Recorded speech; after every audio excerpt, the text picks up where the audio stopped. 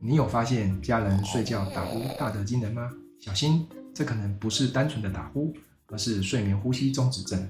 根据卫福部的统计，台湾约有15%的成人有不同程度的睡眠呼吸中止，尤其是60岁以上的中壮年男性，高达70%有潜在的风险。睡眠中反复暂停呼吸，不只会打呼，还会引发高血压、中风、心血管疾病。发现家人有严重的打呼，应该及早就医，接受睡眠检查。严重的时候可能需要手术治疗。对于轻度患者，我们可以透过牙医师制作的口内装置，帮助睡眠时气道畅通，改善打呼与睡眠品质，让专业帮助你和你的家人睡得深、睡得好，健康才会到哦。